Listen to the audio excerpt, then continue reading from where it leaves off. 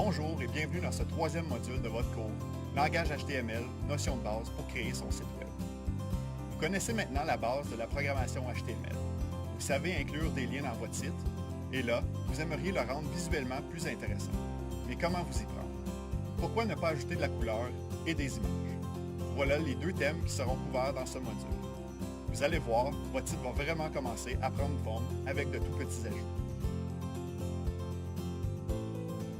Aimez-vous voir des sites avec des couleurs différentes lorsque vous naviguez en ligne? Pas trop de couleurs, bien sûr. Il est toujours intéressant de voir des sites qui sont visuellement attrayants et pas trop maussades. C'est pourquoi il est important d'ajouter de la couleur, histoire de rendre vos pages vivantes. Mais vous verrez qu'il faut quand même être prudent sur plusieurs fronts. Lorsqu'on parle de couleurs pour le web, on va parler de système de couleurs. Il y a deux systèmes de couleurs. La synthèse soustractive, dont les couleurs fondamentales sont le magenta, le jaune et le cyan, et la synthèse additive, dont les couleurs fondamentales sont le rouge, le vert et le bleu. En plus de ces deux systèmes, il faut penser aux couleurs pour le web. Le codage hexadécimal, les couleurs WebSafe, les couleurs WebSmart et les couleurs RGB et RGBA. Est-ce que ça vous dit quelque chose? Si la réponse est non, ne vous inquiétez pas.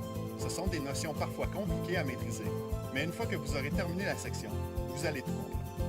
Et oui, il ne s'agit pas de simplement mettre des couleurs en ligne, mais de bien y penser avant. Il ne faudrait pas que la visite de votre site crée des maux de tête chez vos visiteurs. Voici un autre élément visuel que vous pouvez ajouter à vos pages web, des images. Vous aimeriez peut-être ajouter une image d'un projet que vous avez mené à bien sur votre curriculum vitae en ligne, ou bien vous aimeriez partager des photos de la fête de votre fille sur votre site. Lorsqu'on choisit des images, il faut faire attention à certaines choses, notamment à leur taille, afin d'éviter des temps de téléchargement trop longs. Il faut aussi bien regarder le format de l'image. Par exemple, est-ce que l'on va utiliser un JPEG, un PNG ou un GIF? Et que veulent dire ces termes? Finalement, il faut se poser des questions sur les droits d'utilisation d'images. Par exemple, vous allez voir que plusieurs sites fournissent des images libres de droit. Vous pouvez aussi en acheter au besoin ou utiliser vos propres images.